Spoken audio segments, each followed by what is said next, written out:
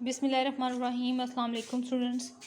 उम्मीद है आप सब लोग ठीक होंगे, खैरियत से होंगे। और आज हम पीपीएससी लेक्चर प्रिपरेशन के हवाले से मैथ्स का सेकंड लेक्चर ले रहे हैं और जिसमें हम ये पेपर सॉल्व करें। तो आज क्वेश्चन नंबर 6 to 10 हम क्वेश्चन सॉल्व करेंगे। जो कैंडिडेट्स चैनल पे न्यू हैं वो पहले चैनल को सब्सक्राइब कर लें ताकि तमाम प्रीवियस लेक्चर्स भी उनके पास अवेलेबल हों। और इसी तरह से जनरल नॉलेज और करंट इश्यूज़ के हवाले से भी कुछ बेसिक इंफॉर्मेशन है जो डेली बेसिस में मैं आपसे शेयर करती हूँ, वो भी ज़रूर देखें ताकि आपकी हेल्प हो सके और आपके पास ज़्यादा से ज़्यादा मटेरियल कलेक्ट हो जाए। तो क्वेश्चन नंबर 6 है हमारे पास। If S is the closed surface and V is the volume enclosed by S, then double integral यानी surface integral R dot N is equal to. और ऑप्शंस चेक करें। Options हमारे पास हैं V2, V3, V and 4V। क्योंकि volume में answer है इसलिए हम इस डबल इंटीग्रल को ट्रिपल इंटीग्रल में कन्वर्ट करेंगे। ठीक है, तो ट्रिपल इंटीग्रल में कन्वर्ट करने के लिए हमें वॉल्यूम इंटीग्रल यूज़ करना पड़ेगा। तो स्टार्ट करते हैं इसका सॉल्यूशन। सरफेस से ट्रिपल इंटीग्रल की तरफ जाना हो तो हमारे पास ये फार्मूला है। आर और एन यहाँ पे हमारा नॉर्मल वेक्टर है और d s this is equal to triple integral volume del dot r d v. क्योंकि ट्रिपल इंटीग्रल है तो यहाँ पर सरफेस और यहाँ पे वॉल्यूम आ जाएगा। ठीक है, अब हम इसे कन्वर्ट करते हैं आर डॉट एन से डेल डॉट आर में। डेल हमारे पास है, डेल और आर इन दोनों को चेंज करना है हमने। डेल की जगह पर डेल की वैल्यूज़, यहाँ से इसको सॉल्व करते हुए हम वापस वहाँ पे रिप्लेसमेंट कर देंगे वैल्यूज़ की।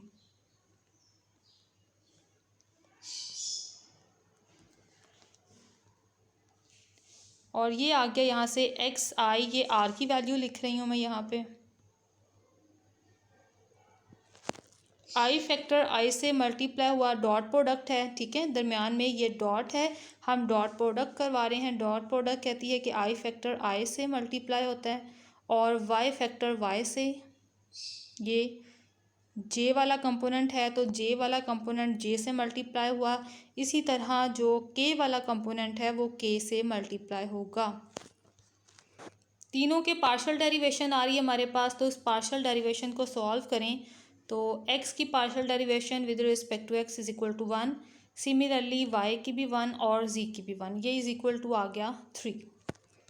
अब ये सारा रिज़ल्ट हम अपने इस वाले रिज़ल्ट में पुट कर देते हैं। 3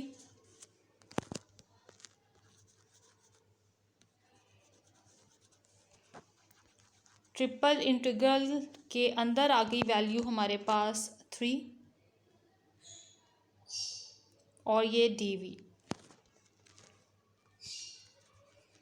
3 कांस्टेंट नंबर इंटीग्रल से बाहर चला जाएगा और ये हमारे पास ट्रिपल इंटीग्रल सेपरेट अकेला रह गया। तो इस सारे को अगर हम 3 टाइम्स इंटीग्रेट करें, क्योंकि ये वॉल्यूम इंटीग्रल है, सो यहाँ से हमारे पास वॉल्यूम आ जाएगा। So it's correct answer is 3V। Next question number 7, centrifugal acceleration is. Centrifugal acceleration के बारे में हमने बताना है, तो इसकी डायरेक्ट डेफिनेशन है हमारे पास। It is normal to the earth axis of rotation, axis of rotation. ठीक है, एक्सिस ऑफ रोटेशन इस तरह से कि ये हमारे पास अगर स्पेस है या प्लेन भी इसको बोला जा सकता है, यानी आर्बिट्ररी रिजिड बॉडी है, तो यहाँ पर ये इसका नॉर्मल अपवर्ड में आ रहा है। ठीक है, और यहाँ पर ये इसको रोटेट करती हुई एक्सिस हमने फाइंड की। तो रोटेशन के लिए हम हमेशा क्रॉस प्रोडक्ट यूज़ करते हैं। नॉर्मल है एंड फर्दर डेफिनेशन कहती है and always directed away from its axis. तो अवे होने की वजह से हम यहाँ पर उसका साइन भी अपोजिट, नॉर्मल हमेशा अपोजिट डायरेक्शन में होता है और परपेंडिकुलर डायरेक्शन में होता है। तो इस केस को देखते हुए हम क्रॉस प्रोडक्ट और नेगेटिव साइन की एंगुलर वेलोसिटी को देखेंगे।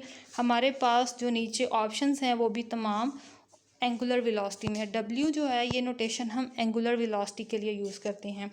ठीक है, ये तमाम में एंगुलर वेलोसिटीज़ आ रही हैं। और आर उस प्लेन की मोशन को हमें बता रहा है, मूवमेंट को बता रहा है। सो यहाँ पर ए पार्ट ट्रू है। एंगुलर वेलोसिटी को लेते हुए अगर सेंट्रीफ्यूगल एक्सेलरेशन का फार्मूला चेक करना हो तो वो नेगेटिवली होगा ओमेगा प्लस मल्टीप्लाई या cross product bracket omega cross are.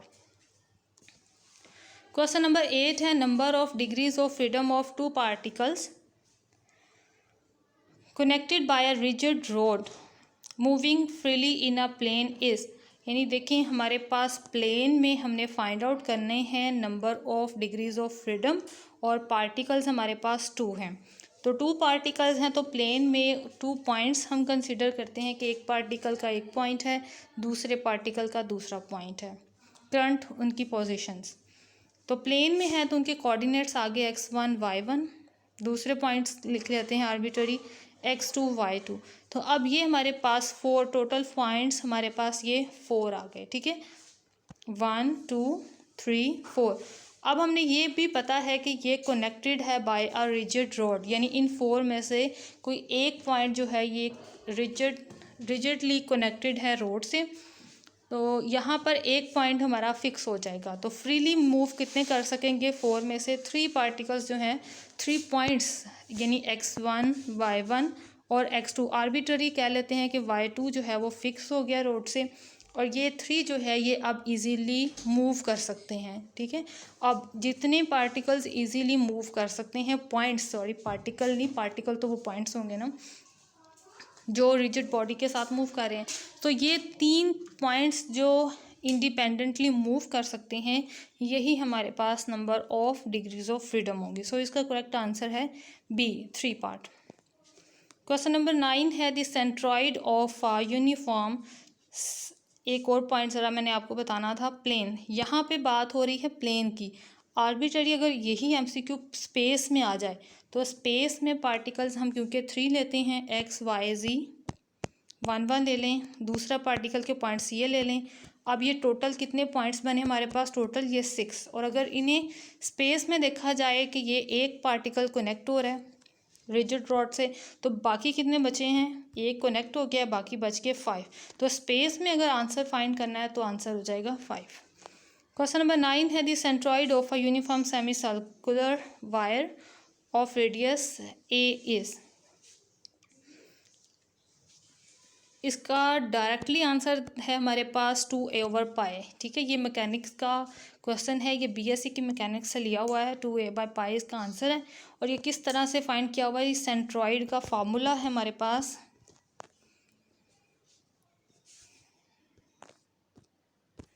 Centroid find करने के लिए हमारे पास ये फार्मूला है YDS। और क्योंकि ये सेमी सर्कुलर है इसलिए 0 to पाई इसकी ये इंटरवल जो है वो हम यहाँ पे लिखेंगे और यहाँ नीचे भी 0 to पाई DS। जैसे ये हमारे पास सेमी सर्कल है और 0 to पाई इसकी हम यहाँ से वेरिएशन करते हैं और अगर ये कंप्लीट सर्कल हो तो ये 0 से 2 पाई हो जाएगा, ठीक हो गया।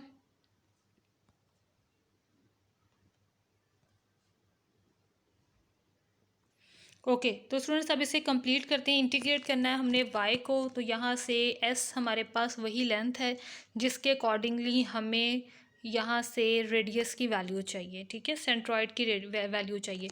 तो y की पैरामीट्रिक इक्वेशन सर्कल के अकॉर्डिंगली देखें तो हमारे पास अवेलेबल होती है r sin थीटा। ये पैरामीट्रिक इक्वेशन में से मैंने y की वैल्यू ली। रेडियस क्योंकि हमारे पास a है, यहाँ r की जगह हम a अप्लाई कर देंगे और ये वैल्यू हम y की जगह पर अब यूज़ करेंगे। Integration from 0 to pi a और ये आ गया साथ में साइन थीटा और ds है तो वेरिएबल यहाँ पर क्योंकि थीटा आ रहा है तो हम इसके डेरिवेशन भी यहाँ से ये जो d है इसके साथ थीटा अप्लाई करेंगे। सिमिलर केस में नीचे भी s की जगह पर हम थीटा वेरिएशन यूज़ करेंगे। अब इसे इंटीग्रेट कर लें, a कांस्टेंट है इसी तरह से आ गया। साइन थीटा की इंटीग्रेशन करें तो आता है हमारे पास माइनस कॉस थीटा और ये साथ में लोअर और अपर लिमिट, और नीचे भी अगर इसी तरह से इंटीग्रेशन अप्लाई करें तो यहाँ से आ जाएगा थीटा और वेरिएशन आ गई साथ में फ्रॉम 0 to पाई।